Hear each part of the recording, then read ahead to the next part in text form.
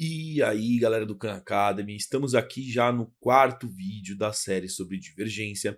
E no vídeo passado estávamos analisando este campo vetorial aqui, cujos vetores possuem apenas componente horizontal, ou seja, Q é sempre igual a zero, e neste campo possuímos apenas vetores que apontam para a direita ou para a esquerda. E ao decorrer do último vídeo, nós pudemos observar que a derivada parcial de P em relação a x está diretamente relacionada com a grandeza divergência, cuja fórmula nós estamos tentando aqui descobrir, e neste vídeo nós iremos fazer o oposto do que nós fizemos no vídeo passado. Iremos analisar agora um campo vetorial que possui apenas componente vertical. P de xy agora vai ser zero e Q de xy vai possuir um valor diferente de zero. E o que isso significa é que ao invés de pensar em vetores apontando apenas para a direita ou para a esquerda, dessa vez nós iremos analisar um campo vetorial cujos vetores apenas apontam para cima ou para baixo puramente. E novamente nós aqui iremos imaginar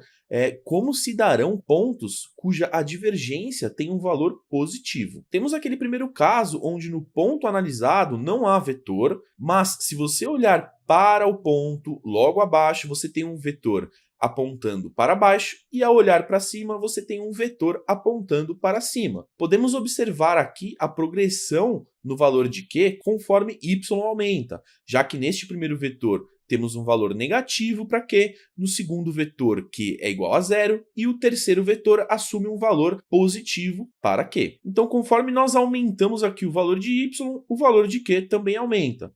Então temos aqui a ideia de que o conceito de divergência positiva está relacionado com o valor da derivada parcial de Q em relação a y maior do que zero. Uma divergência positiva corresponde a um valor positivo para a nossa derivada. E seguindo os passos que tomamos no último vídeo, temos um outro exemplo onde a divergência é maior que zero, quando o ponto já possui uma determinada velocidade e que possui uma certa quantidade de vetores convergindo para este ponto, ou partículas, se você pensar no nosso exemplo do fluxo de um fluido, mas que é superado pela quantidade de vetores que apontam no sentido contrário, ou seja, mais vetores saem do que entram. E neste exemplo, novamente, a derivada parcial de Q em relação a y corresponde com uma divergência positiva. E se você quiser, você pode fazer essa análise para cada caso possível, quando a divergência é zero, quando a divergência é negativa, mas a ideia aqui é relacionar as derivadas parciais de P e Q com o conceito de divergência. E no fim, tudo que você precisa é dessas duas derivadas aqui para calcular a função divergência de um campo vetorial. Então, apenas para escrevermos aqui, se você tem uma função vetorial de x e y que possui componentes p horizontal e q vertical, a definição de divergência div de v como uma função de x e y é na verdade igual à derivada parcial de p em relação a x mais a derivada parcial de Q em relação a Y. E espera-se que esta não seja mais uma fórmula para decorar, simplesmente jogada, mas sim algo que faz sentido intuitivo na sua mente, já que quando você vê essa parcial de P em relação a X,